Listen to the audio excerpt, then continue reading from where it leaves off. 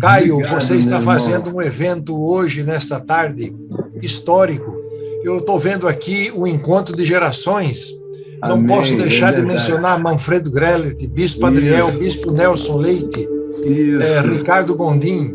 Nós estamos Isso. com gente muito nova aqui também, Aham, participando deste evento. Você está aham. marcando um momento histórico. Vamos juntar Amém. essas gerações Vamos. nesse momento do Brasil para Isso. lutarmos pela democracia. Parabéns, Caio. Amém. Estamos Amém, meu juntos. irmão. Estamos juntos. Gondim, Amém. que bom Caio, ouvir que tua esse seja o voz. primeiro de outros encontros. Maravilha, Isso. estamos já com 85 pessoas Amém. aqui. Temos Filas, que fazer uma filas. grande frente, uma frente democrática evangélica de Isso. verdade.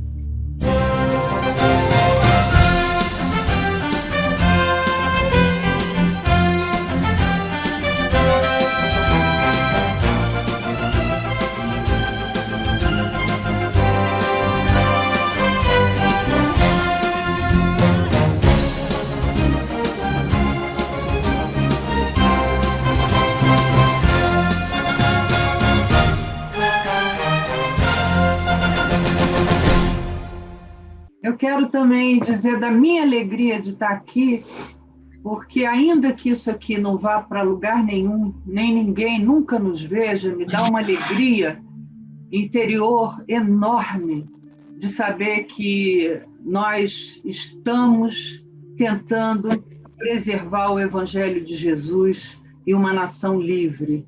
Então, só de saber que vocês estão aí, que vocês existem de verdade e que vocês não estão se vendendo e vocês estão seguindo a sã doutrina, para mim já foi tudo de bom. Amém. Obrigada a todos vocês. Amém. Sempre existe um remanescente, minha querida. Caio, Isso. Amém. 7.000, Amém. 7.000 que não dobram os joelhos, me desculpem a franqueza, a Baal Sonaro. Então, tem sempre 7.000 que não vão se curvar. Bolsonaro, essa foi muito Nem boa. a Bolsonaro, nem a nenhum outro. Não importa de onde vem a ameaça, nós não estamos escolhendo lados, nós já temos um lado e o nosso coração já tem uma bandeira única, fincada. Temos uma âncora e um compromisso e temos um bom depósito a ser preservado. E nós não somos daqueles que retrocedem, como diz o escritor de Hebreus, mas daqueles que avançam de maneira resoluta. Então, nós não estamos abrindo mão de nenhuma conquista na direção da vida, da justiça, do direito, da igualdade, não fecha a câmera. liberdade. Então, nós estamos aqui nesse mesmo espírito, nessa atitude e guardando esse bom depósito do Evangelho, que não é apenas uma pregação de púlpito, mas é a palavra desta vida. Eu, cada dia, fico com meu coração mais inspirado por aquilo que o anjo do Senhor disse aos apóstolos presos em Atos 5, quando os libertou e eles se viram do lado de fora e foram ao templo pregar desde a madrugada, e as autoridades que já os haviam prendido duas vezes, não tiveram dessa vez coragem de tocá-los, porque viram que tinha algo extraordinariamente acontecendo, mas a mensagem do anjo foi: ide e anunciai a todo o povo todas as palavras desta vida, aquela vida com V maiúsculo. Ide e anunciai a todo o povo todas as palavras desta vida. Ou seja, aquilo que incidir sobre toda a dimensão que tem a ver com a vida, tem a ver conosco. E nós não estamos aqui para nenhuma forma de alienação, nem tampouco de manipulação, nem ainda de qualquer tipo de cooptação ou de escolha por privilégios que nos beneficiem pessoalmente. A nossa contabilidade é a do Evangelho. Mesmo que alguma coisa não nos faça de imediato, pessoalmente, o bem melhor, nós devemos sempre escolher aquilo que traz um bem maior para todos. E essa lista começa com pobres, infelizes, angustiados, necessitados, aflitos, não educados, abandonados, famintos, pessoas de todas as mazelas que compõem a maior parte, mais do que a maior parte, é quase um absoluto, é trágico, que não para de crescer na direção de fazer aumentar a miséria, a pobreza, a infelicidade decorrente da ausência do mínimo humano necessário, às angústias mais horrorosas que decorrem das dúvidas, das lutas ideológicas, dos medos, dos pânicos, atravessando uma pandemia dessa extensão e desse peso. Nós todos estamos aqui tendo em comum as mesmas coisas. Os que estão nos vendo nos Estados Unidos, na Europa, alguns deles experimentaram, especialmente nos Estados Unidos, coisas que nós estamos experimentando agora. Só que aqui entre nós com ameaças muito mais explícitas, de rupturas muito mais explícitas, institucionalizadas, com testes que vêm sendo feitos de maneira, semioticamente falando, explícita mesmo, com muito pouca sutileza, e que está sendo declarada dia a dia e que, infelizmente, conta com a adesão trágica de uma quantidade enorme de irmãos e de irmãs, às vezes de pessoas boas que a gente conhece, mas que ficaram com a alma totalmente entorpecida por esse anti-evangelho anunciado por pessoas que, por se identificarem com o meio, envenenam a alma humana como se fosse uma sanguessuga, que quando morde aplica também um anestésico, de modo que ela te drena e você não sente, porque está anestesiado aonde é picado. No nosso caso, é pela identificação com o nome evangélico, é pela finalização da heresia concluída em nome de Jesus, é pela adesão a poderes e potestades do mal praticados em nome de Jesus, e uma quantidade enorme de pessoas que não são diferentes dos ninivitas dos dias de Jonas, que não sabem discernir entre a mão direita e a mão esquerda, vão sendo manipulados na direção de algo que pode introduzir tragédias inomináveis. Olhar a situação a partir do que aprendemos no Evangelho. O que é o mais importante é o amor, e o que tem que buscar primeiro é a justiça. Está libertado de ódio para poder dar a vida cuidadosamente para os outros, para o bem comum, para o futuro do país. E justiça, aquela situação em que as pessoas têm acesso a uma vida digna, que superam a exclusão. E essas duas normas, todos que são militantes do reino de Deus, sempre devem nos guiar. Por isso que me dói especialmente a realidade da exclusão em nosso país. Mas é importante para mim afirmar que Jesus Cristo importa, e segui-lo é uma coisa significativa e séria. A outra questão é a questão, digamos, do modelo econômico. Parece que há duas alternativas básicas que fracassaram. Por um lado, a Venezuela, por outro lado, o Chile, e agora, rapidamente, também a Colômbia, exaurindo as possibilidades do neoliberalismo econômico, e a Venezuela é o que é. Me parece que, para mim, a opção é uma economia de mercado social e ecologicamente responsável. Eu creio que a questão de a igreja ficar com o capitalismo selvagem a serviço de Mammon e não discernir que esta não é a vontade de Deus, lendo os evangelhos, eu não consigo fazer sentido disso. A ecologia, manter a vida. Aqui nos Estados Unidos, queima o oeste, furacão no Caribe, agora também no Nordeste dos Estados Unidos, ocorrendo simultaneamente. E nós temos uma responsabilidade em manter a vida dos brasileiros também no futuro. E finalmente, me preocupa muitíssimo a igreja.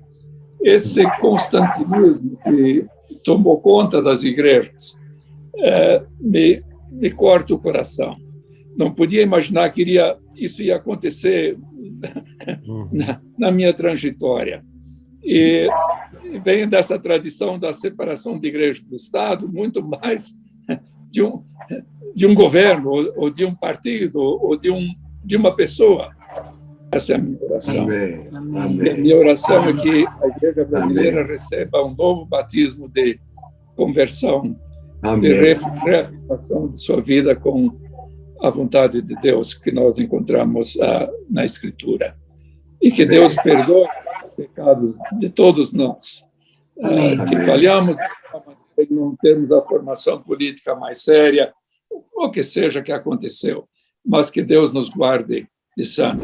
Uma alegria poder rever tanta gente querida, eu diria, nesta plataforma em favor da vida.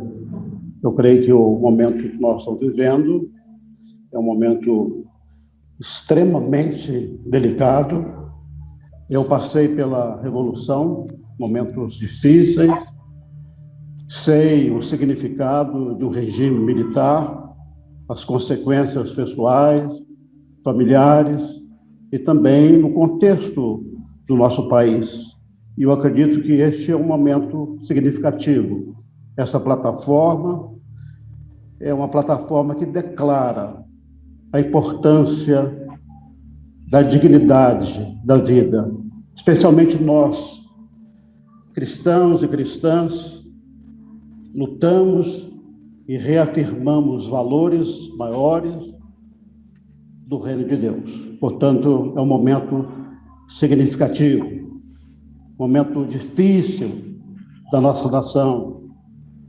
Precisamos de uma voz que possa ter ressonância na sociedade que nós vivemos, com tantas ameaças ao Estado e direito. Precisamos reafirmar o valor da democracia. Evidentemente, o processo permanente do aperfeiçoamento da democracia. Temos que valorizar os poderes constituídos, o poder executivo, legislativo, judiciário, para dar ressonância e consistência à liberdade do nosso país. Portanto, este é o momento, nesta plataforma, que nós estamos declarando o valor da vida. Nós estamos declarando a importância da cultura da paz e da solidariedade.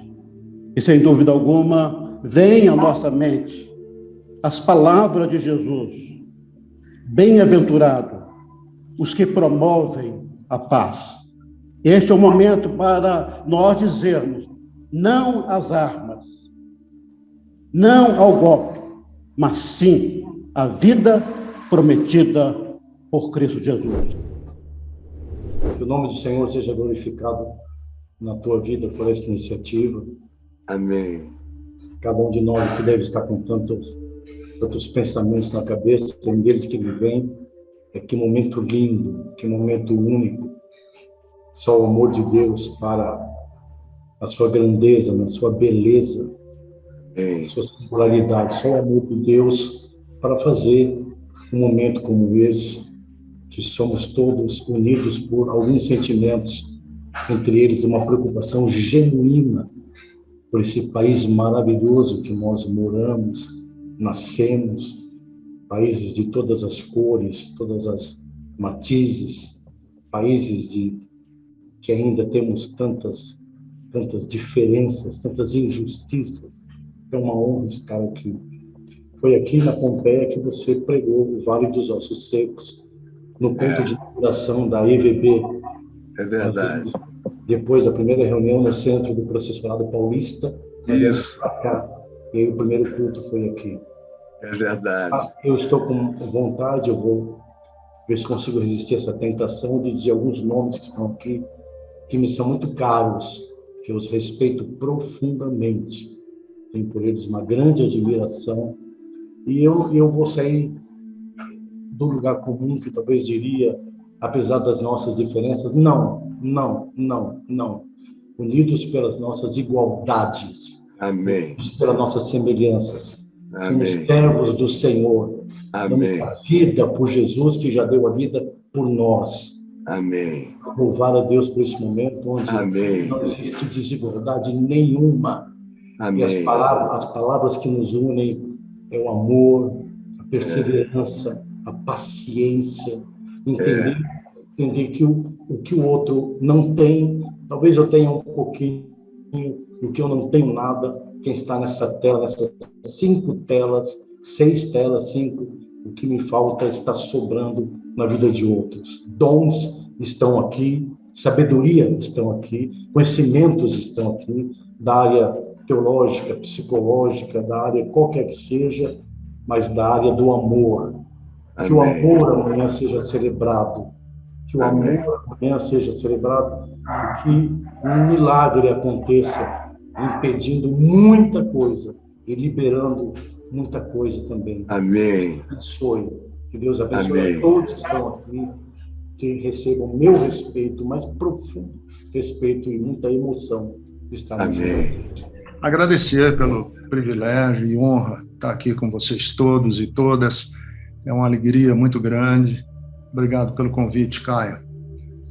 Deixa eu ser pessoal nesse meu testemunho aqui. Meu pai foi preso no golpe e na ditadura de 1964. Meu pai foi preso e minha mãe estava grávida quando ele foi preso, de gêmeos. Foi um terror na nossa família. Desmantelou a nossa família para sempre, daquele dia em diante. Ainda hoje, nós temos sequelas nos irmãos e nas irmãs da disfuncionalidade familiar que a cadeia e a prisão do meu pai provocou, porque ele, sendo militar da aeronáutica, tinha jurado a Constituição e não concordou que um golpe militar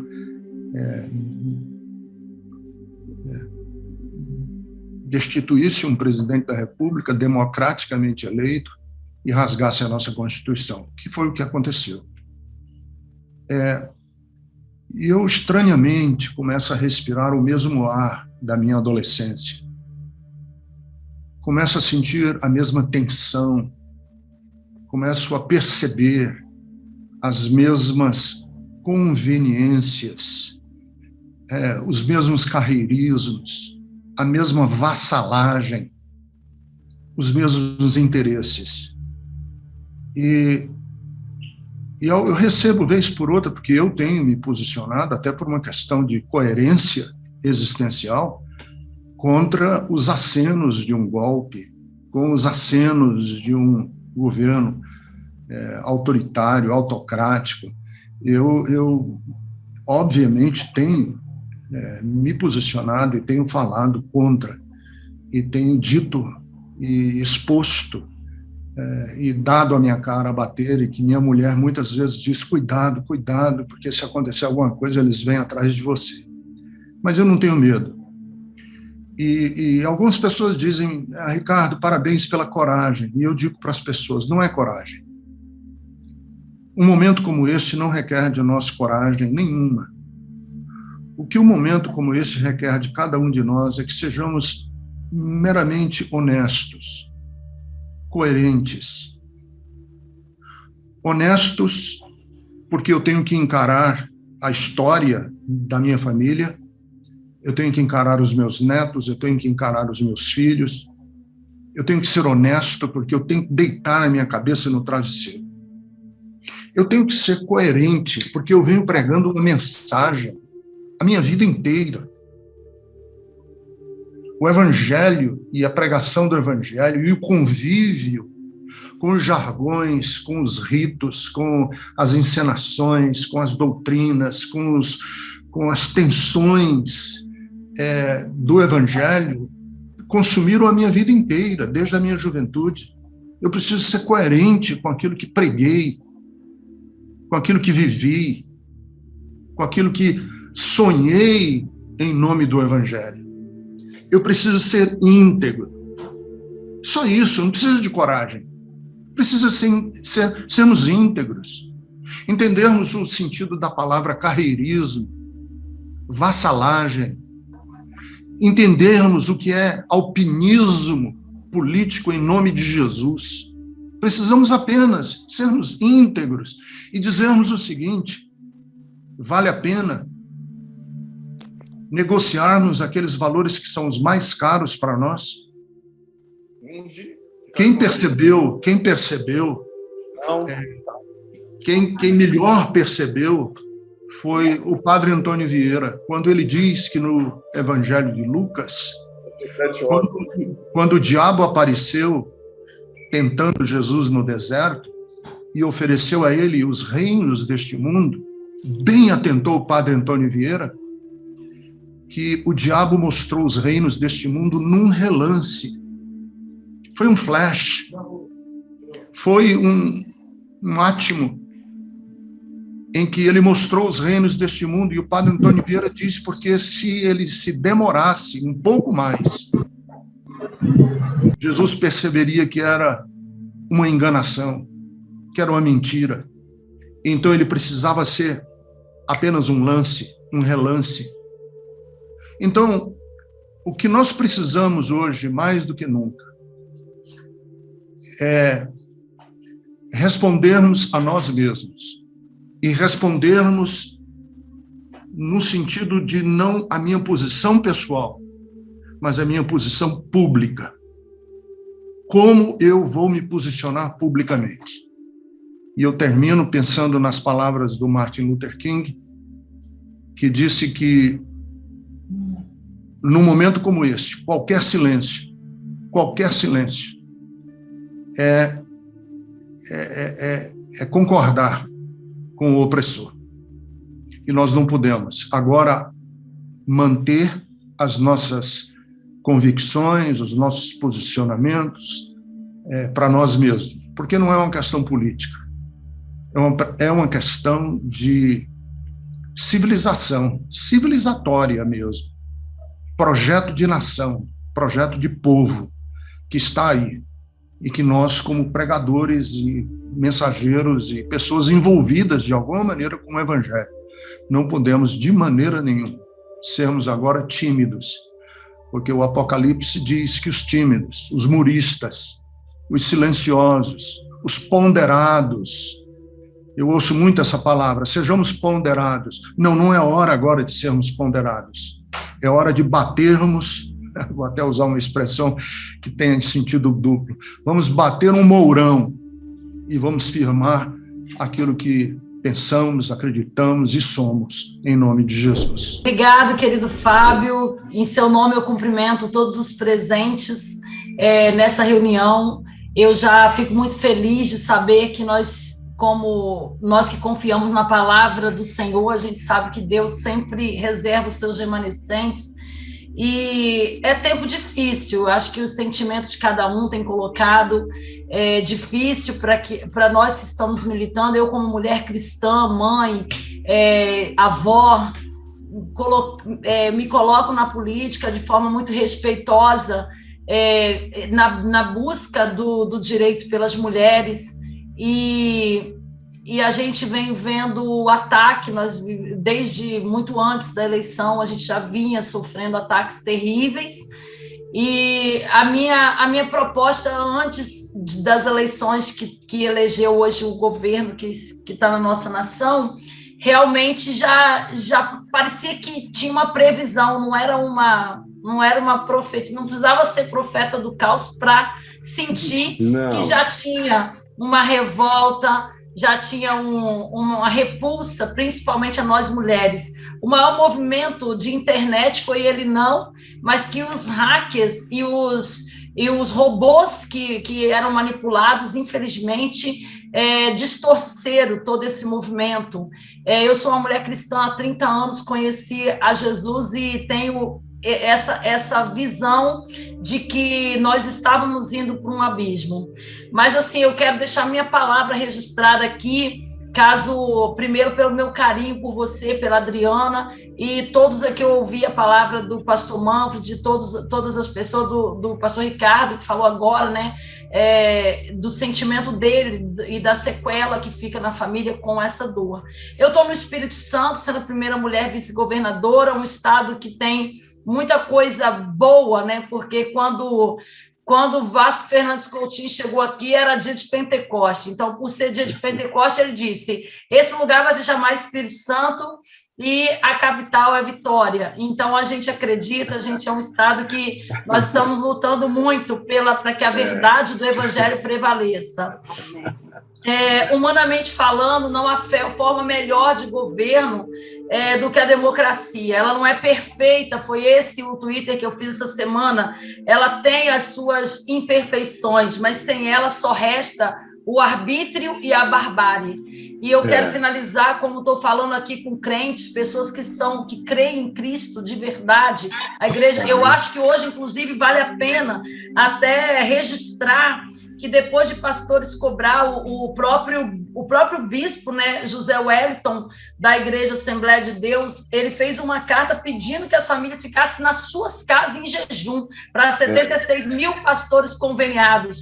Então, você percebe que algum movimento aí, de uma certa forma, do Espírito, nós podemos afirmar que está acontecendo. Quero encerrar, pastor querido Caio Fábio, que já falou que pode me auxiliar como mentor, dizer o seguinte: o povo de Cristo não acredita no poder das armas. O povo de Cristo acredita no poder do amor, porque Amém. Deus é amor, e Amém. 1 João 4,8 diz isso. Nós não queremos armas, nós queremos livro nas mãos, caderno, caneta, conhecimento, principalmente para a periferia que eu represento. Eu sou da periferia e hoje a primeira mulher eleita vice-governadora. Então, é isso que a gente quer, é isso que a gente deseja. Parabéns pelo evento, pela iniciativa.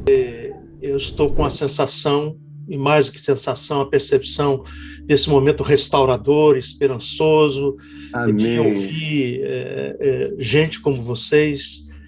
Me sinto privilegiado, grato a quem quer que seja que tenha tomado a iniciativa, a você em particular, mas também a tantos outros que tomaram a iniciativa por esse espaço aqui.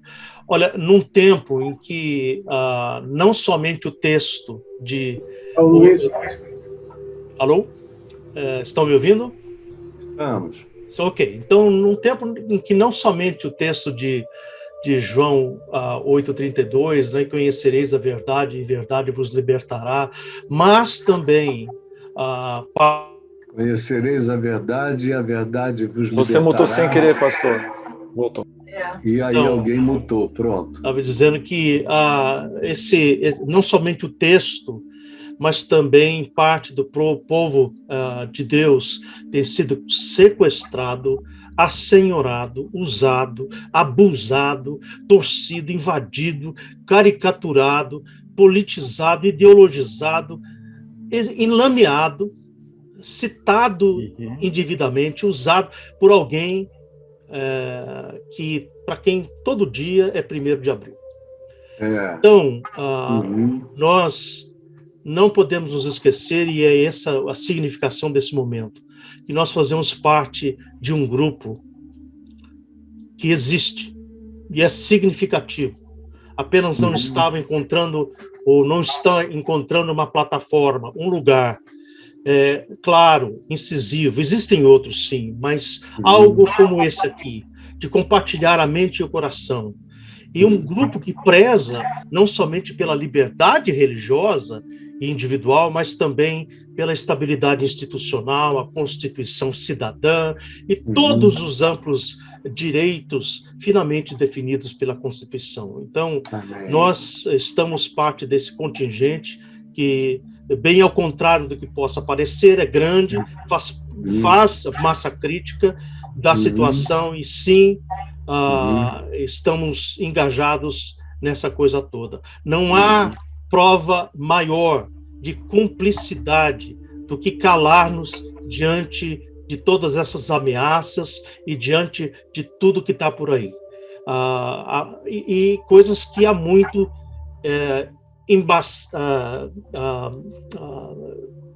engessa o país, engessa a nossa conversa, nosso afeto em família, na igreja, etc. Então, fica aqui minha contribuição, fica aqui meu posicionamento claro, incisivo, inequívoco, do que tange a ser contrário a qualquer tentativa de ruptura institucional, em qualquer que seja a data, a ocasião, circunstância, conjuntura, venha de onde vier, da direita ou da esquerda, ou mais especificamente, dado o presente momento, vindo do presidente Bolsonaro em seu show de ameaças ou de qualquer adesões de grupos específicos a um golpe de Estado. O que eu poderia dizer rapidamente aqui, Caio, é que, de novo, por mais que eu não conheça todos os líderes, os pastores que aqui se encontram hoje, eu acredito que nós podemos encontrar familiaridade e comunidade ao redor da dor, da angústia que a gente sente nesse momento. Então, posso não conhecer todos, mas conheço a angústia, conheço a dor. E basicamente, o que eu tenho pensado desde 2018, desde o começo dessa história toda do Brasil, e agora cada vez mais, é de refletir sobre como chegamos até aqui, né? Do que poderia ter sido feito, se algo poderia ter sido feito. Eu vejo aqui ao redor desse grupo aqui tanta gente pregando o evangelho por tanto tempo, Caio, você sendo o principal deles, para a gente ver a igreja cristã no Brasil com uma naturalidade absurda, alinhar aquilo que entendem pelo reino de Deus e a sua justiça com o bolsonarismo e a sua justiça. Para mim isso é profundamente preocupante, profundamente assustador, e eu realmente não sei o que fazer. Então eu só queria compartilhar essa angústia, compartilhar a minha preocupação e essa reflexão do que poderia ter sido feito, o que podemos fazer no futuro, para que essa transição, para que essa virada mental, para que a imaginação, o afeto, as lógicas do evangelho não sejam tão diluídas com tamanha facilidade. Então, eu confesso que eu não sei o que fazer e agradeço aqui, Caio, o espaço para poder compartilhar essa minha angústia com vocês, sabendo que vocês sentem também essa incapacidade, eu acho que é a palavra, de poder lidar com aquilo que está acontecendo agora. É verdade. Então, olha, todo o meu carinho, todo o meu afeto, eu acho que o Ricardo falou muito bem que o que é necessário hoje não é nem coragem mais, mas só transparência, honestidade e coerência com aquilo que viemos pregando desde sempre. Amém. E, enfim, fica aqui o meu carinho, o meu abraço e o meu encorajamento para todos vocês. Estamos juntos aqui, não só no grupo, mas no afeto, no peso, na dor e na esperança também. Caio, eu agradeço muito por essa oportunidade, pelo encontro. É uma alegria poder estar com vocês. Eu acho que nesse momento tão grave da nossa história, eu estava pensando aqui, né? Estava lendo um artigo da Folha hoje e o título era: será esse o último dia da democracia no Brasil? Né? Então, eu acho que é com essa gravidade que a gente se encontra nesse momento. E é com essa dor, não é, de saber que nós estamos num processo de desconstrução do Estado Democrático de Direito. Cada dia é um ataque, não é, grave as bases, né, a estrutura da democracia no Brasil, e nós, então, tendo que lidar com esse lamaçal no qual a igreja caiu nesses últimos anos, né? Então, eu compartilho essa angústia que o Tiago falou, enfim, e estou pensando o que nós podemos fazer, porque é muito... Nós não podemos, nós temos uma história de luta enquanto gente de fé, enquanto não é tradição protestante, de enfrentamento de todas aquilo que manteve a humanidade cativa por tantos séculos, e com a bandeira da liberdade, não é? É lá de Lutero e dos reformadores, a bandeira da liberdade que vem de Jesus Cristo, sobre a qual a nossa fé está encravada, não é? Nós nos vemos diante de uma situação tão de vergonha, vamos dizer assim, até, não é, na qual a igreja se meteu de apoio a essas pautas antidemocráticas e de guerra, e de morte, e de assassinato, não é, que está tão presente no discurso, na retórica e na prática desse governo. Então, eu fico pensando, gente, o que nós, enquanto povo de fé, enquanto líderes, pastores e pastoras, teólogos e teólogas, não é?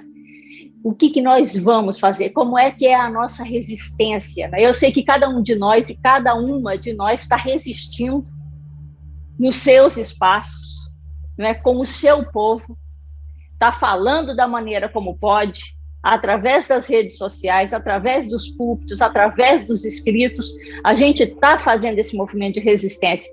Mas como é que nós vamos nos organizar para reconstruir essa igreja? Eu acho que o que a gente precisa é uma nova reforma. Nós estamos diante de um momento, de uma gravidade histórica tão profunda, que nós precisamos uma nova reforma, né? Então, assim, eu acho que esse momento aqui é um momento para a gente dizer, nós assumimos esse compromisso. Nós temos que assumir esse compromisso. E juntos e juntas, não é? Com as nossas igualdades, com as nossas semelhanças e também com as nossas diferenças, não é? Vamos ter que fazer isso junto. Nós temos que fazer isso junto. Nós vamos ter que reformar a igreja. Porque essa igreja que está aí, ela não responde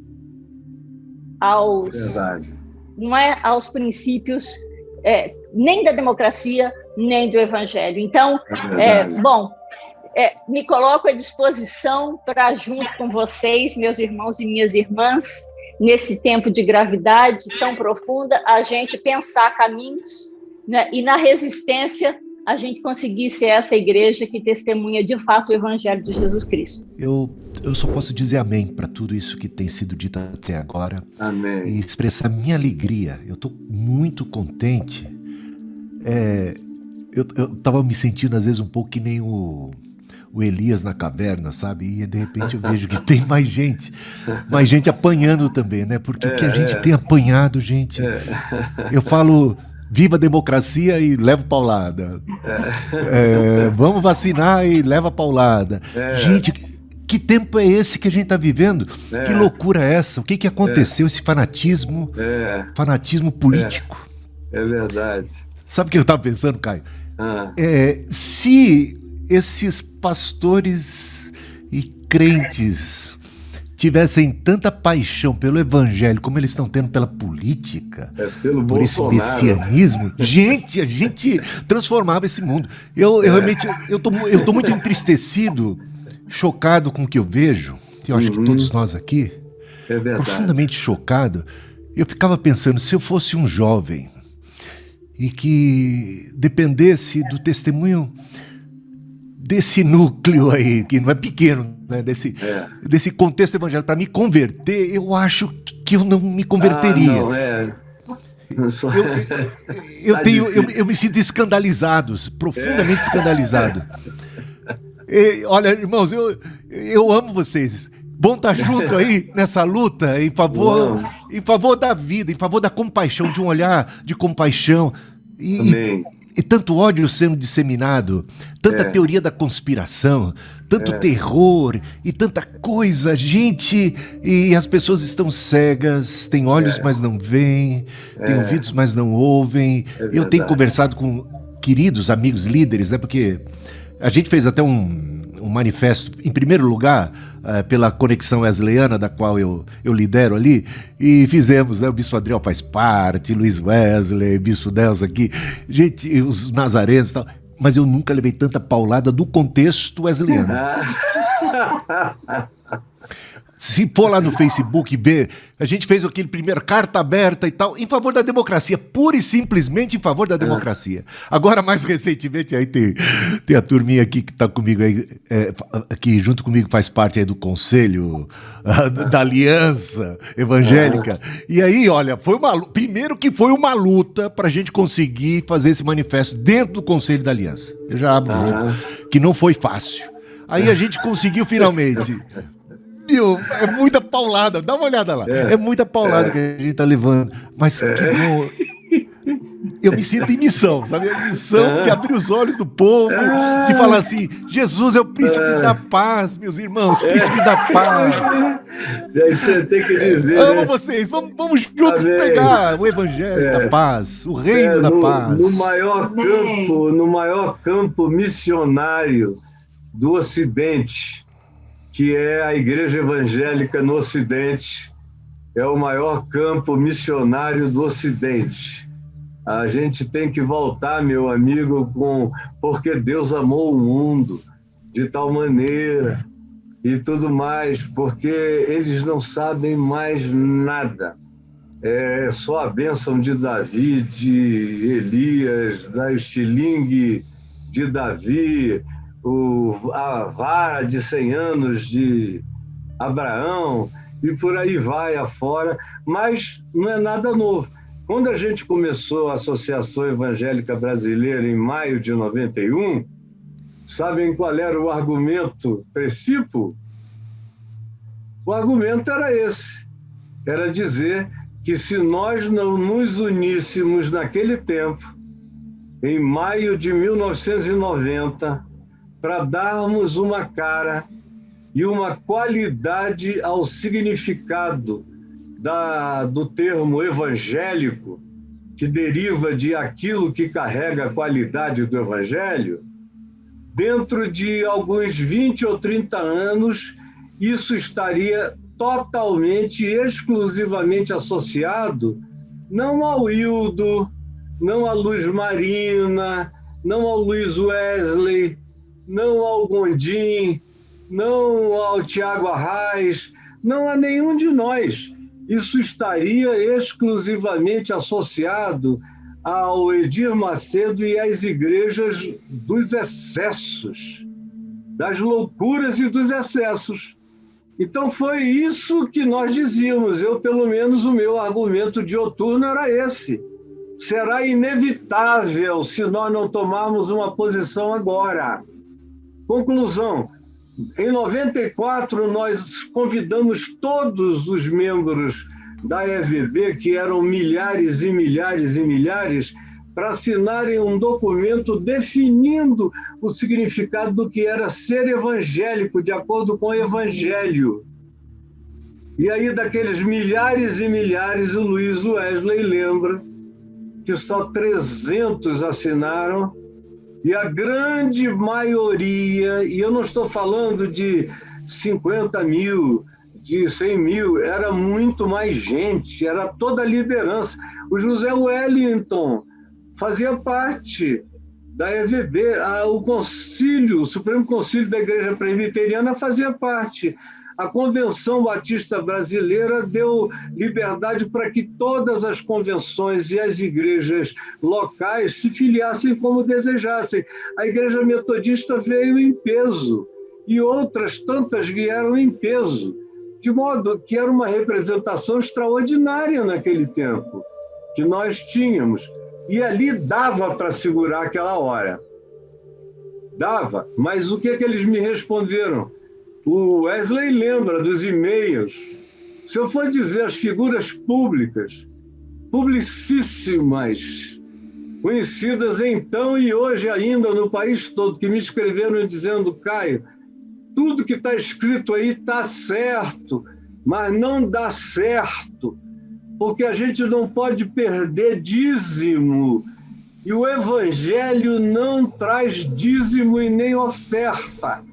Essa pregação é correta, mas ela não atinge as ambições dos nossos projetos. Isso eu recebi, eu tenho todos os nomes na mente, os principais, as cartas, os e-mails chocantes que eu recebi. Então agora, espontaneamente, algo que começou numa outra direção, só avisando um evento. E eu disse para alguns amigos aqui que eu levei um susto. Eu falei ao Manfred que eu levei um susto. Quando eu comecei a telefonar, eu fui encontrando os amigos. Paulo Lutero, querido, com saudade, sem aguentar mais o que está acontecendo, querendo ver uma coisa que seja aquilo que um dia nós tivemos e que aprendemos. Eu, pelo menos, tenho agora 25 anos a mais de experiência daquele processo. Senti esse mesmo espírito no Ricardo Gondim, senti em vários outros, como eu já senti hoje aqui, no próprio Tiago Arraes, que falou no Longini. O tom da voz do Longini já veio propositivo. O Sérgio Duzilek, uma quantidade grande de irmãos. O Bispo Adriel disse: olha, estou aqui. E quantos outros? Então, eu creio que nós nos reunimos em torno da perspectiva, da possibilidade, da ameaça de ruptura institucional, democrática, e a gente está aqui na militância mais declarada do nosso compromisso com o Estado Democrático de Direito. Mas à medida em que a gente foi se falando, nesses 15 dias no máximo, 10 dias de organização, todo mundo com quem eu falava dizia: e depois? Vamos continuar? Então, minha gente, quando a minha mulher chegou para mim e falou: por que não continuar? Aí eu falei: bom, Deus está nisso, porque normalmente ela quer me defender de você já teve muito estresse por muitas vidas, vamos continuar que está bom demais. Mas ela chegou e falou: por que não continuar? E eu não tenho resposta a essa pergunta, a não ser dizer: está na mão de Deus, e no que depender dos nossos corações, eu creio que a maioria de nós aqui não tem nenhum medo de seguir adiante. Poucos minutos antes de entrar nesta reunião, eu estava participando da Conferência Internacional de Familiares de Pessoas Desaparecidas, promovido pelo Comitê Internacional da Cruz Vermelha. Tinham pessoas da Filipinas, Guatemala, Kosovo, Jordânia, México, Nepal, Brasil, Azerbaijão, das condições mais diferentes. As do Brasil e algumas outros estados latino-americanos se destacam, em sua maioria, por serem familiares de pessoas desaparecidas durante o regime militar. Eu tinha 13 anos, meu pai desapareceu em janeiro de 1975. Minha mãe, na época, ainda com 58 anos, eu já passei da idade dela, foi torturada no DOI-CODE em São Paulo. E aí, aproveitando a fala do Ricardo e esse grupo fantástico da Cruz Vermelha, isso realmente é um mal que é transgeracional, porque minha filha mais velha me deu meu primeiro neto sexta-feira passada. E umas 2 semanas antes, ela também fez o depoimento dela, que foi gravado e vai ser apresentado durante a conferência, sobre o quanto a história do avô também reflete nela, o quanto ela verifica nos demais familiares, o quanto as marcas que deixam no relacionamento, na identidade, nas posturas, na dificuldade que isso traz que trouxe durante anos, enquanto ainda estávamos sob o regime militar, que vivíamos com medo, não falávamos da nossa história para ninguém, nem com os amigos mais próximos, até porque não sabíamos se os amigos mais próximos entenderiam a situação. E hoje, depois de um tempo, eu comecei a falar muito, escrever, ainda com 15 anos eu escrevi carta para a revista Isto É, quando começou a se falar da anistia, da lei de anistia, e as coisas voltaram a se tornaram capas de revistas, de jornais, eu comecei a falar. Ainda hoje falo demais. E aí hoje eu começo a perceber o medo que meu pai, minha mãe e minhas irmãs mais velhas, são todos mais velhos que eu, sentiam, né? Por outro lado, eu quero crer, inclusive eu não refiro a dita pessoa pelo nome, né? Eu faço como os jovens bruxos de Harry Potter, eu chamo aquele a quem não se deve nominar, e nego terminantemente dar um nome a esse, aspas, movimento, porque eu acho que isso seria eternizá-lo, né? E ele não merece. Nem Hitler teve nome no movimento, o movimento que ele liderou tinha o nome do partido que ele criou, né? Então, eu me nego completamente a dar qualquer nomenclatura derivada desta pessoa, que eu espero seja recolhida a sua insignificância em breve. E eu acredito muito, muito mesmo, quero crer mesmo, com toda a minha força, com todo o meu coração, que amanhã seja um fiasco gigantesco, tremendo, com a graça de Deus. Entendeu? Porque eu fico muito feliz de estar agora neste grupo ao qual eu me sinto um pouco deslocada pelos motivos que já disse. Não, você é perfeita para estar aqui. Mas, ao mesmo tempo, muito abençoada por estar aqui. Pastor Carlos foi muito importante no momento... Então, não se desconecte mais. Você faz parte.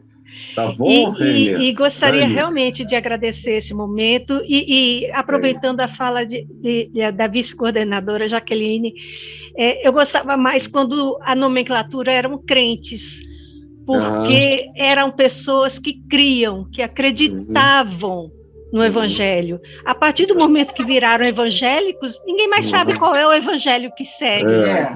Então, é uma coisa assim, muito dolorida ver hoje pessoas simples, que estão sendo alfabetizadas pela igreja para lerem a palavra e serem completamente manipuladas nessa pouca compreensão da leitura para um caminho que não é o do Evangelho, jamais foi, né? Aquele que viver pela espada morrerá pela espada. Pela espada. É isso. Que alegria rever tanta gente nesse momento especial. Primeiramente, Caio, quero lhe dar os parabéns. Você, sua esposa, eu, quando recebi o seu convite, comuniquei a muitos amigos e amigas, e estamos vendo aqui essa reunião belíssima. Sim, parabéns a você, porque você assume esse chamamento. Isso é muito importante. E nós temos aqui pessoas a quem nós honramos historicamente, como Manfredo Grelli e tantos outros, Ricardo Gondim, o Silas, enfim, colegas que estão aqui, realmente o Bispo Adriel, o Bispo Nelson. Então, você está promovendo aqui um encontro de gerações. Tem muita gente nova aqui, boa, junto conosco, e isso é muito importante. Por quê? Nós precisamos afirmar, gente, não há momento agora e nem lugar para ficar em cima do muro. Nós somos contra o governo Bolsonaro. É preciso realmente pegar esta bandeira e ir à frente e dizer, não há mais que tolerar isto. Nós somos contra esse governo genocida com suas propostas, o povo está empobrecido. Eu sou pastor de favela do Rio de Janeiro há 30 anos e o povo não tem comida, não tem saúde, não tem escola. Muito pior agora.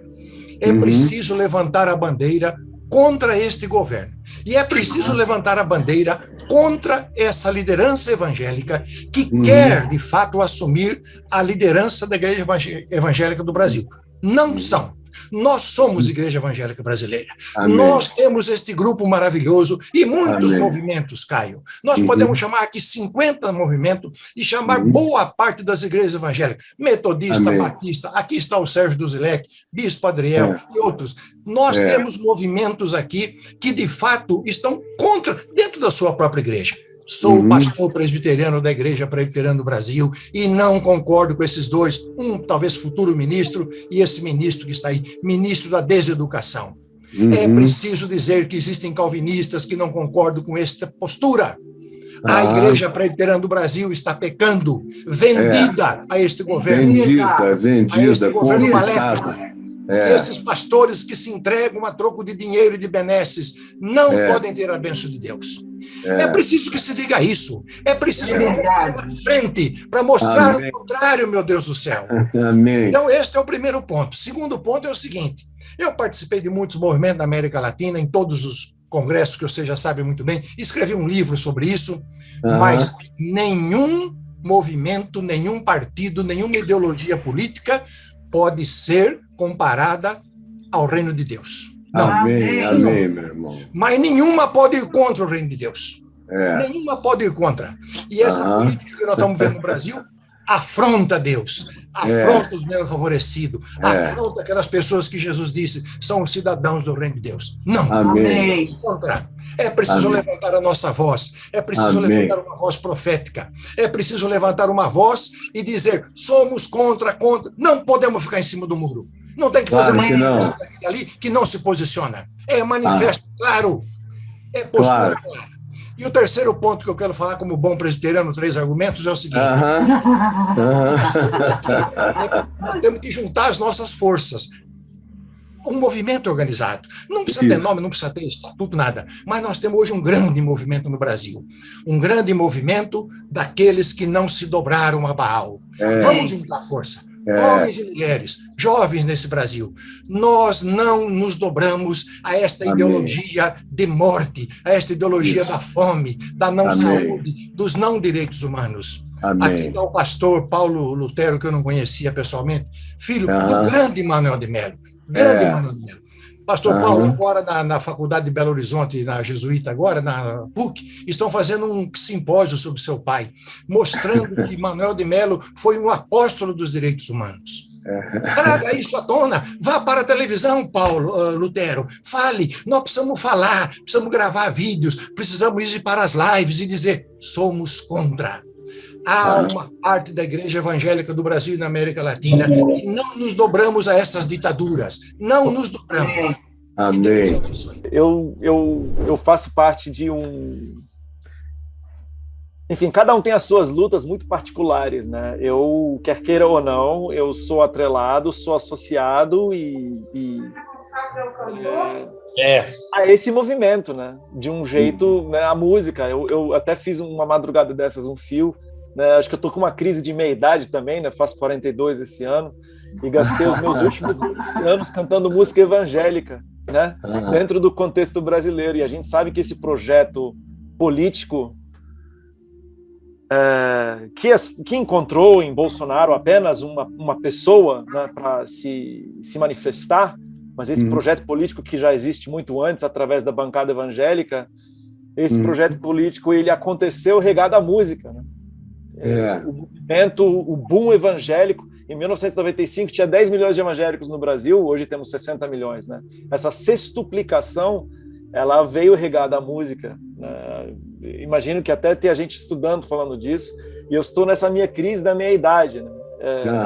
Será que eu desperdicei meus 20 melhores anos cantando, ajudando a construir um projeto do qual eu nunca concordei, né? Porque a minha crise está mais ou menos em torno dessas pessoas não estão me reconhecendo mais. E aí eu falo, gente, onde é que eu passei a impressão de que eu fazia parte disso aí? Né? Onde que eu errei? Onde que eu errei para que me confundissem? Né? Então, está sendo bastante duro, né? Ver muitas das manifestações que o presidente basta cantar junto que já era. Ô, Leonardo, você e o Kleber Lucas. Você e o Kleber Lucas e eu fico nessa angústia hoje, vivendo. Será que os tijolos desse império foram construídos também através das minhas mãos? Será que... Tenho certeza que eu fui usado, tenho certeza que foi existe instrumentalização. A gente eu já não tenho mais 20 anos, não tenho ingenuidade, mas o assustador é pensar que a igreja onde o Bolsonaro esses dias falou que a vacina não tinha comprovação científica lá em Anápolis, é uma igreja que eu cantei. Marcha para Jesus eu participei todos os anos. Olha, então... não tem ninguém aqui mais culpado do que eu, se for o caso. Vocês são todos da minha creche, porque eu saí igreja por igreja, movimento por movimento, dos luteranos até a Universal. Mas orem por mim, porque assim, agora com a pandemia acabando, a segunda, mas o Senhor eu não sei o que eu vou fazer. Eu não sei. Então, mas pior que nunca compactuei com isso, né? Eu sempre achava que eu estava fazendo. A doce ilusão, né? Da juventude. Né? Eu achava que não, eu tô fazendo papel de agente infiltrado. Pô, eu vou na Marcha para Jesus, mas eu leio Mateus 25. Eu tô, dentro do sistema, lutando contra o sistema e tal. E agora eu não sei o que vai ser, né? Nem da minha vida, nem do ministério. Tem igrejas que eu não quero mais cantar, mas também não, né? Enfim, já estou procurando outro jeito de sobrevivência para não ter que aceitar convite de cantar a igreja. Então, enfim, isso é uma coisa engraçada, né? Porque eu me considero de esquerda a vida inteira, né? Eu posso dizer de boca cheia que não tem um bolsominion na minha família, né? Graças a Deus, né? É uma bênção, né? Um refúgio, né? E que coisa maravilhosa, canhoto, né? Mas enfim, chuta de esquerda também? Oi? Chuta de esquerda também é canhoto? Não, também não. Eu não chuto de nenhum lado, né? De nenhum lado. Enfim, é mais assim, essa coisa, né, que a gente está vivendo, né, da gente perceber, né, o quanto a gente contribuiu com algo que a gente nunca concordou, achando que poderia fazer a diferença sem... Porque assim, eu sou o cara das não rupturas. Gente, eu continuo na igreja de 27º dia, com todas as... Por 10 desses 20 anos eu estava proibido de cantar na minha própria denominação, mas eu sou do não romper, né? Eu sou do não romper, porque eu acredito, né, no tentar não romper o máximo possível. Mas a gente está vivendo um estado de exceção e eu realmente não sei como serão os próximos meses, anos, e conto com as orações. Vamos confiar em Deus. Segura Caio, na mão de Deus e vai. Muito obrigado pela coerência de vocês. Uma coerência de vida e de terem a coragem de se levantar em um momento como esse. O versículo da Bíblia que me vem à mente é aquele que diz: para tudo há um tempo. E eu acho que esse é um tempo de se levantar. Esse é um tempo de se posicionar em favor da vida, em favor da democracia, em favor das instituições, em favor dos mais vulneráveis. E o que eu posso dizer é o seguinte: se sozinho, se individualmente, nós estamos angustiados, eu acho que juntos nós sim podemos continuar dando alguma contribuição para que o Evangelho de Jesus Cristo, o Evangelho de Jesus de Nazaré, seja conhecido e alcance mentes e corações e sejam transformados. Não temos dúvida de que somos oposição a discursos de mortes, a discursos de ameaças, que não tem nada a ver com Jesus e muito menos com o Evangelho de Jesus. Então, eu diria, muito obrigado por essa coerência de vida e muito obrigado por continuarem inspirando outros líderes cristãos aí. E diria, estamos juntos nessa caminhada. Vamos lá, Carlinhos. Primeiro dizer da alegria, da emoção, você não sabe assim como está nascendo esperança, luz acesa, vem num momento assim de desencanto, eu digo que a minha idade cronológica é 67, a vivida é 335. Quem me conhece sabe que os 3 anos de Angola eu conto como se fossem 30 e outras coisas mais. Então, primeiro, por conta dos tempos. De alegria, por poder abraçar queridos amigos e amigas que estão aqui com a gente. Puxa vida, alguns que são irmãos de coração, que são irmãos do coração que moram. O Manfredo, eu nem sei se é irmão, se é figura paternal, amigo. É uma complexidade muito grande. Você é irmão das entranhas, você sabe disso. O Ricardo Gondim, amigo desde a adolescência, e por aí vai. Vou evitar enumerando todos, mas tenho uma admiração muito grande. Então, primeiro, a minha alegria. Não estou falando em nome de nenhuma denominação, não é porque eu tenha medo ou receio, é porque, de fato, eu não represento nenhum sinédrio, eu não represento nenhuma placa, mesmo que eu faça parte da história da Igreja de Cristo. Meu pai foi um dos principais fundadores. Lamento profundamente os caminhos por onde esse segmento, parte desse segmento está indo, me preocupa e me entristece. Mas eu falo em nome de garotos e garotas em conflito com a lei. Esse eu posso falar porque são amigos e amigas, em nome de pais e mães que perdem seus filhos precocemente pela violência. Muitos pobres e muitas pobres aqui dos bairros por onde eu transito, e acredito que algumas pessoas das comunidades evangélicas que eu também transito talvez estejam se alegrando nesse momento. Outras talvez estejam dizendo, mas Carlinhos, você... Pois o que eu fico feliz é que todos conhecem a minha mensagem, conhecem a minha vida, e eu fico muito feliz com isso. Amém. Assim, eu tenho pouca expectativa de que a gente vá fazer alguma coisa com o Sinédrio. Se o nosso conteúdo é o Evangelho, se nosso conteúdo é o Reino de Deus, se o Sinédrio quiser, apareça. Mas o Sinédrio vai estar sempre ligado com o Império Romano, com a Babilônia, com esses poderes. Então, a primeira coisa que eu quero assim desafiar esse grupo aqui é nós estarmos pensando, ainda que saibamos que há uma voz que pode, de alguma maneira, alimentar pessoas dentro das comunidades, a entender que o projeto do Reino de Deus é muito mais amplo. Se o projeto do Reino de Deus estiver reduzido às nossas placas denominacionais, aos nomes que estão sendo citados aí, até porque o pessoal fica dizendo assim, o pessoal está pegando a Igreja de Jesus Cristo. Isso tem coisas aí que eu não considero Igreja do Jesus Cristo de Nazaré, coisa nenhuma. Tem nomes aí que eu não sou secretário de Deus para fazer esse tipo de averiguação, mas não dá para imaginar que seja isso. Então, primeiramente, celebrar isso e convocar para que sejamos pessoas que dão um bom testemunho, que não se amarguram, que amam a vida, que não projetam a violência nem para dentro de si, nem violência sobre ninguém. Somos contra a violência, inclusive dentro da gente.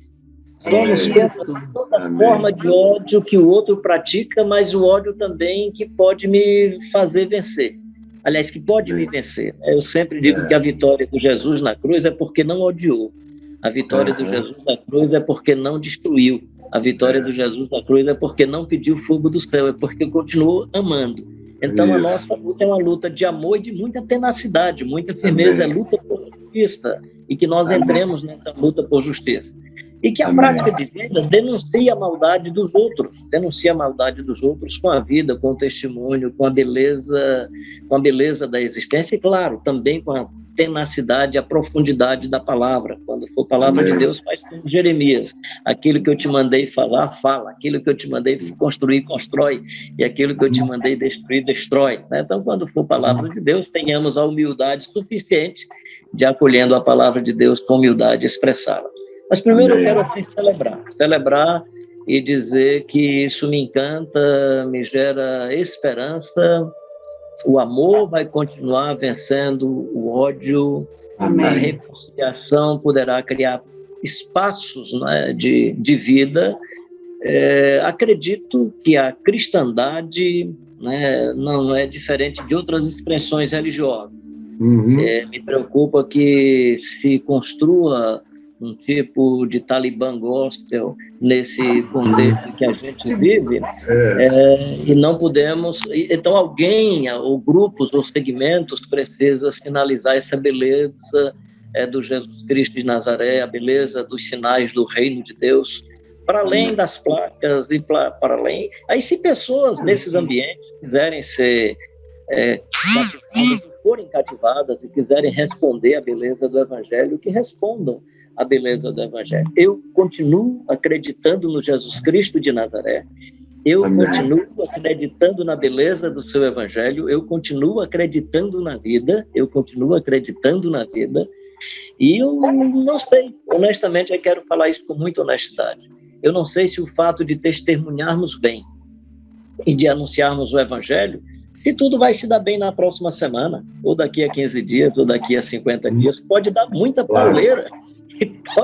E pode acontecer o que aconteceu com o Estevão e com muitos outros que foram cerrados pelo meio. O importante é que a vida se manifeste, né?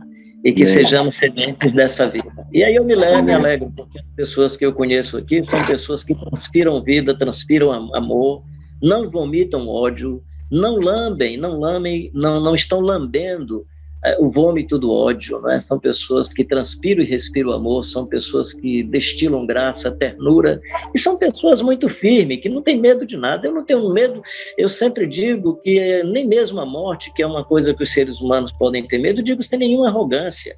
Se a morte tiver sentimento, a danada da morte é que vai ficar deprimida, e não eu.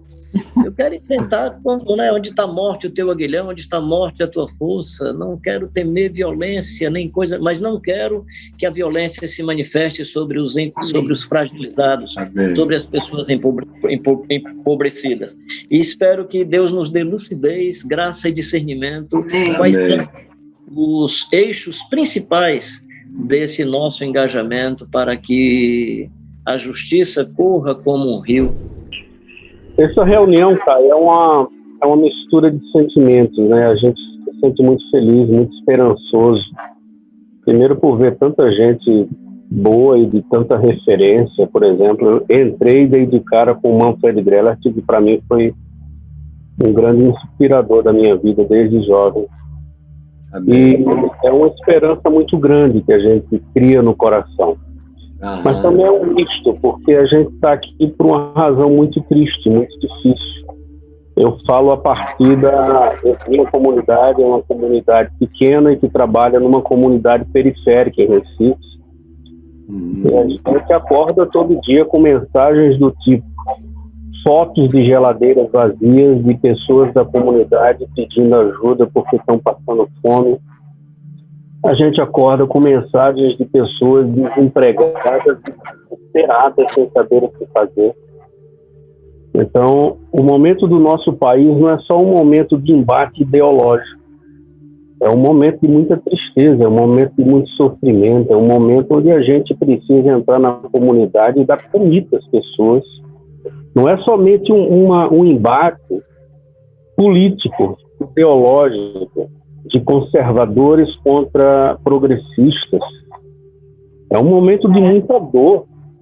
É um tempo onde a gente precisa enterrar a gente e chorar com os que estão perdendo pessoas.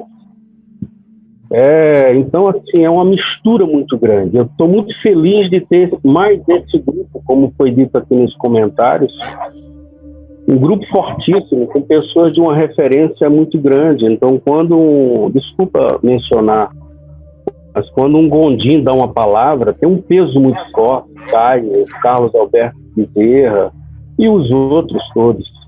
Então isso enche a gente de muita esperança, porque reverbera para muita gente. Mas também é um tempo de muita dor, de muita reverência, de muita sensibilidade, e também a gente não compreender incoerências, como você citou, por exemplo, Dom Paulo Garcia, que é aqui da minha terra, e festejar ao lado do Bolsonaro. É um tempo de muita confusão do reino de Deus ser confundido com o bolsonarismo. Então, eu tenho na minha igreja gente que segue Bolsonaro. E eu as trato com muito amor. Mas no meu coração é frustrante. Eu fico me perguntando onde é que eu deixei de ensinar sobre o reino de Deus. Então é esse misto, Caio, que a gente está aqui nesse momento. Muita esperança, muita alegria, mas muita preocupação. Eu peço muito a Deus, encerrando, peço muito a Deus que momentos como esse, de tanta reverência pelas vidas, nos leve a gente a pensar o que é que de prático a gente pode fazer. Eu sei que esse encontro já é algo, mas o que é que de prático a gente possa fazer? Porque tem muita gente que não consegue ter voz. Eles conseguem, no máximo, pedir socorro, pastor, me ajuda, estou com fome. Mas a gente precisa olhar para isso. Minha oração, Caio, é que a gente consiga fazer isso. E a gente consiga abençoar essas pessoas. E a gente consiga ser luz para elas. Muito obrigado, Caio, por estar aqui. Primeiro, eu, de fato, Caio, me sinto muito honrado por participar desse momento, por causa do número de pessoas que fizeram e fazem a história do Evangelho e com quem eu aprendi de longe, né? A maioria deles aí eu conheço de longe, né? Ouvindo, lendo, e para mim é um privilégio muito grande realmente poder participar disso. E nesses 32 anos meu como pastor, fazem 32, eu nunca me envolvi, apesar de estar envolvido no movimento alguns anos atrás, neopentecostais, mas eu nunca me envolvi em política partidária. Absolutamente, nunca. Política a gente sempre faz porque faz parte da vida, mas política partidária, não. Nunca me envolvi, a igreja nunca se envolveu com candidatos de forma nenhuma. E eu não falo isso com orgulho, porque em alguns momentos você precisa tomar uma posição. Mas esse momento do Brasil, ele é muito sério, porque ele abala algo que para mim é fundamental, que é um bem muito precioso. E o bem precioso, na minha forma de compreender, não são os bens individuais pelos quais a maioria da igreja evangélica luta, mas são os bens comuns, os quais a maioria de nós, né, da igreja evangélica não luta. E esse bem comum, no meu entendimento, tem a ver com a liberdade, a democracia que está sendo ameaçada. Então, por causa disso, eu faço parte desse tempo contigo, com todo mundo aí, porque eu acredito que é fundamental que a gente se una. E gostei muito de uma palavrinha que você usou aí, fraternidade, porque essas coisas têm no meu coração há muito tempo.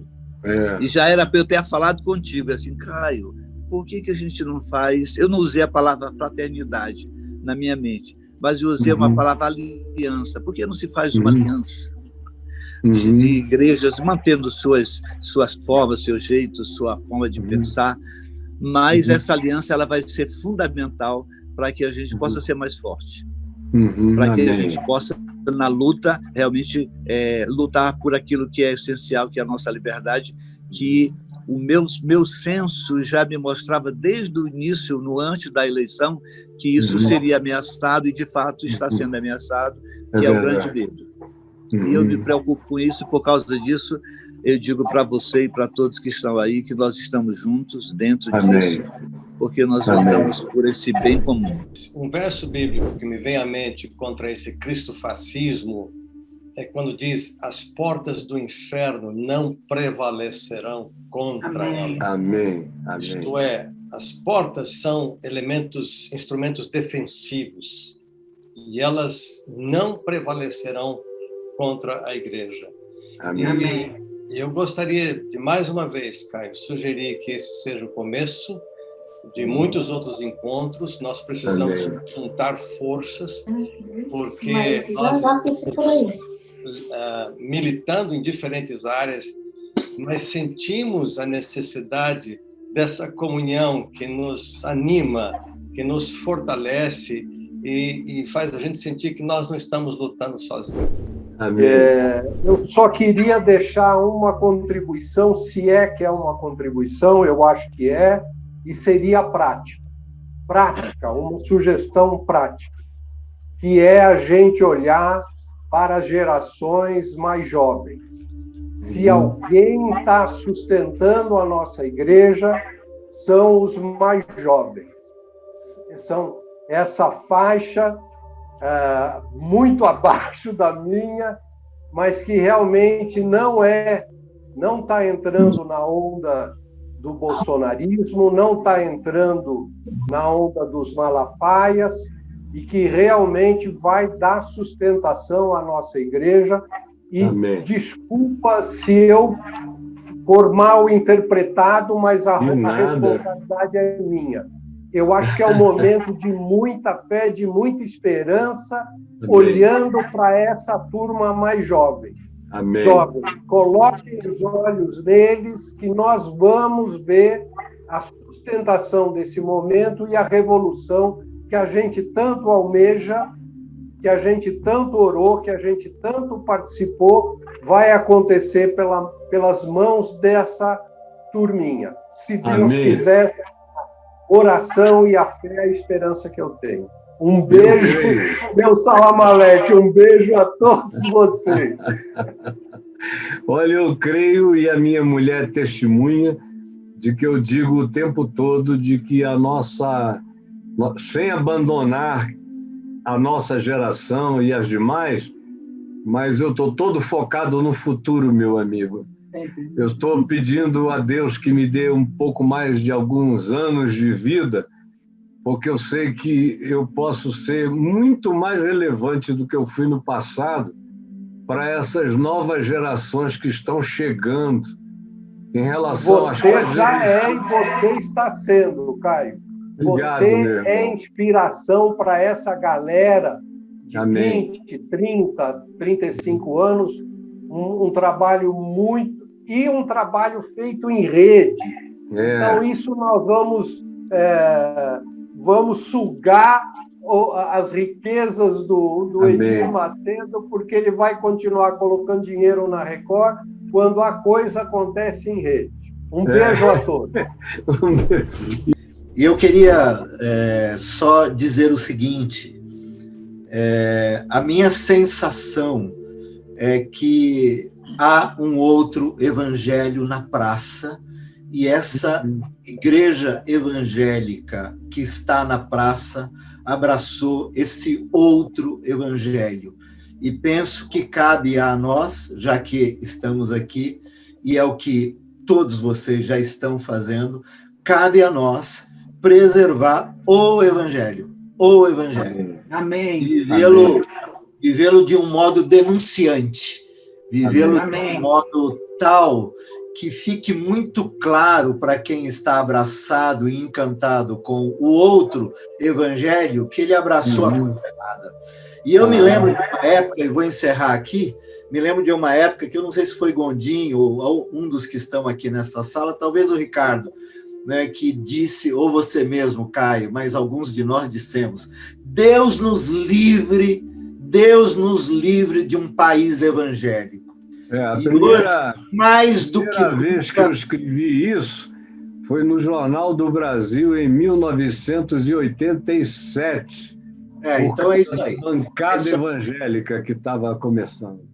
E eu naquele dia já disse amém, amém e amém, e hoje eu continuo com essa mesma oração. Deus nos livre de um país evangélico, que Deus nos dê um país de gente boa, de gente querida, de boas pessoas, de bons seres humanos, que respeitem o Estado democrático de direito de maneira radical, que todos tenham liberdade para manifestar-se do modo que quiserem manifestar, desde que não seja contra a democracia e nem com violência, mas, sobretudo, no nosso caso, que nós resgatemos o Evangelho, porque parece-me que esta igreja está encantada com o outro Evangelho, e eu estou fora disso. Tem duas coisas que marcam meu coração hoje, uma alegria de ombrear lado a lado com vocês aqui. Eu acho que o nosso Neemias, para juntar, a gente estava separado no muro, é o senhor, viu, pastor?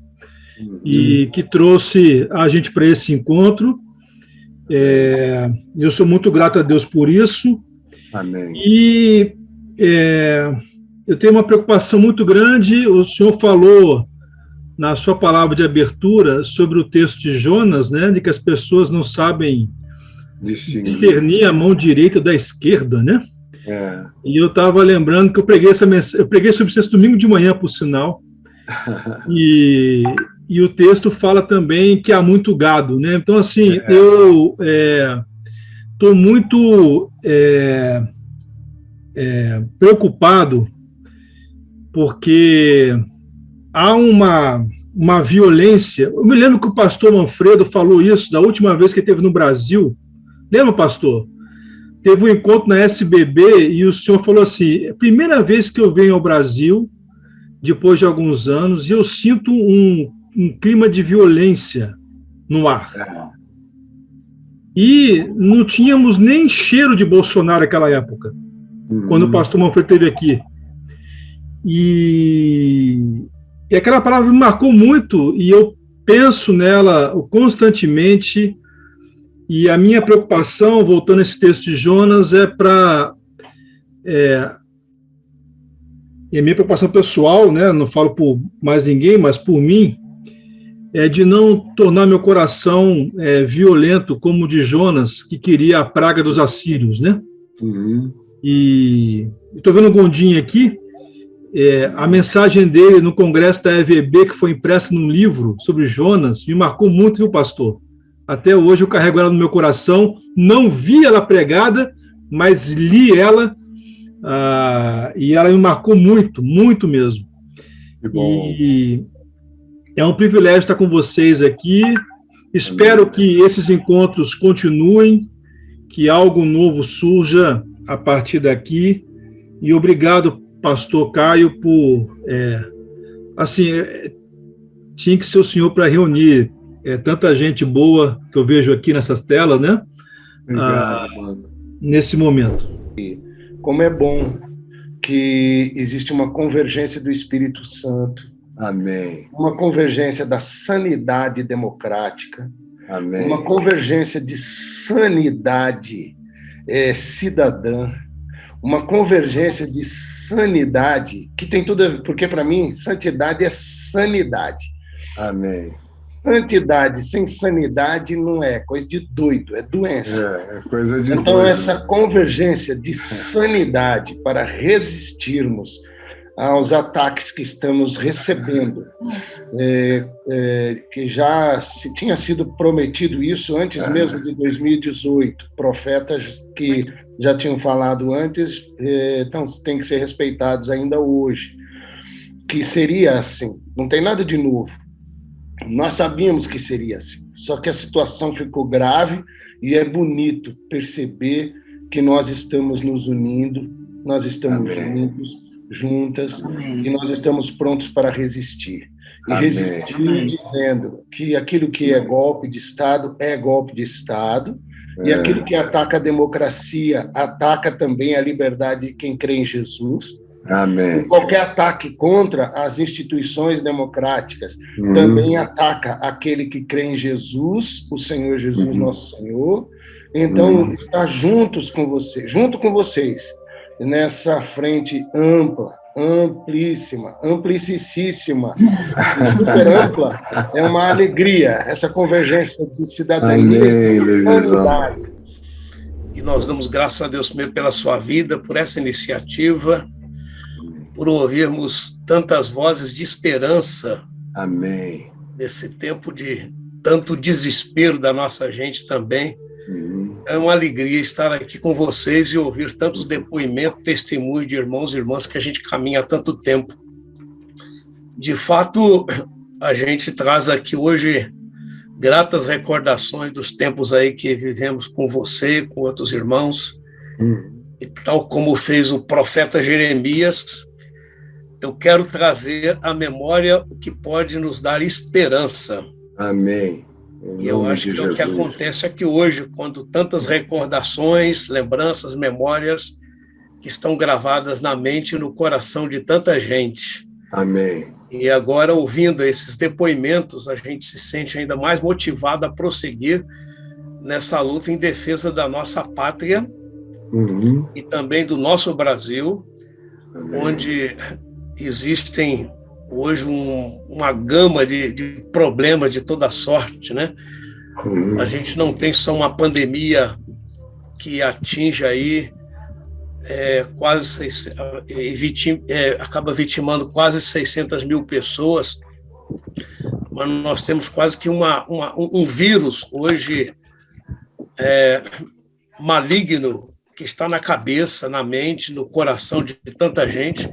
Esse acho que mata até mais, na verdade, porque ele acaba impedindo a reflexão, o diálogo, a discussão, a construção, aquilo que a gente aprende a fazer a partir da mensagem de Jesus de Nazaré. Então, eu espero que essa iniciativa a gente consiga sair da teoria da conversa para a prática. Amém. Consiga unir forças por este Brasil afora para resgatar a nossa dignidade democrática neste país e impedir que males maiores venham sobre a nação. Então, na verdade, a gente vive realmente um momento em que, se nós não unirmos forças, nós não conseguiremos chegar lá. Então, é hora da gente buscar unidade nessa diversidade que nós temos da igreja ainda fiel ao genuíno e puro evangelho de Jesus, para fazermos uma caminhada fraterna de comunhão, de amor, de paz e de esperança para o nosso Brasil. Acho que as pessoas estão precisando muito dessa mensagem de esperança. Você acha que a gente tem pregado isso, mas acho que temos condição de seguir em frente. Eu acho que essa oportunidade que nós temos aqui traz a todos nós o desafio de, às vezes, é preciso desconstruir alguma coisa para depois construir. Então, esse processo de reconstrução, ele precisa somar esforços nossos, ideias, iniciativas, ações, e acho que nós podemos nos unir neste propósito para o bem-estar da nossa nação e também da igreja brasileira, que conta muito com cada um de nós. Mas nessa quadra tão difícil da política brasileira, da democracia, né, e que tem muito mais a ver, eu diria até, com religião do que com política, infelizmente, né? Porque os aficionados e aqueles que aderiram ao projeto que está aí, aderiram também em razão de sentimentos religiosos, o que é muito ruim de se ver, né? É muito triste que a gente tenha chegado, como alguns irmãos disseram, a essa situação. Mas eu quero só dizer, então, que eu também nutro essa esperança no meu coração de que amanhã, conquanto nós tenhamos ali uma bolha residual que apoia os projetos e esses ataques à democracia, ao Estado democrático de direito, a gente tem, sim, além destes, aos quais a gente chama de remanescentes fiéis, nós temos também ainda uma parcela enorme do povo brasileiro que quer outra direção, que quer outro norte, que não quer o da violência, dos fuzis, dos ataques. Não, esse povo quer seguir a normalidade, voltar a crescer, voltar a presenciar a justiça social nesse país. E essa é a minha oração também por isso, concordando com tudo mais que já se disse aqui nessa noite. Eu queria sugerir que todo mundo lesse esse livro aqui, Guerra pela Eternidade, do Benjamin R. Teitelbaum, que é um professor da Universidade da Unicamp, fez um trabalho de anos de pesquisa com o Steve Bannon, com o Olavo de Carvalho e com todos esses alunos, foi pesquisar lá no fundo de onde vem essa história toda, e ela viaja por dentro de tantas coisas que vocês nem imaginam. Quando ela chega aqui ao Trump, através do Steve Bannon, ela já vem bem esquematizada, e aqui está dito que, passo a passo, tudo foi e continua a ser engendrado pelo Steve Bannon e pelo pessoal do Bolsonaro, que vai lá para ter aula direta de subversão. E aqui você veja, o cara não faz uma análise sociológica, ele faz uma análise socioantropológica religiosa. Socioantropológico-religiosa. E é o melhor livro que eu já li a respeito do assunto. Quem quiser pode pedir aí na Amazon ou procurar em qualquer outro lugar. O livro é recém-lançado, tem alguns meses, é precioso é fundamental para quem quer lidar com o que está acontecendo no Brasil hoje, entender bem como é que esse fenômeno se engendra e como ele é complexíssimo aqui entre nós. Eu vi aí... Coloca no chat aí para gente os dados. Eu pedi para alguém colocar, porque eu não sou bom disso, mas o Marcelo Cunha deve saber, o Adailton, é Guerra pela Eternidade, do Benjamin R. Teitelbaum. Então, é um cara que eu devo entrevistar ele qualquer hora dessa para bater um papo. Eu queria só terminar orando e pedir a Ti, Jesus, que és a razão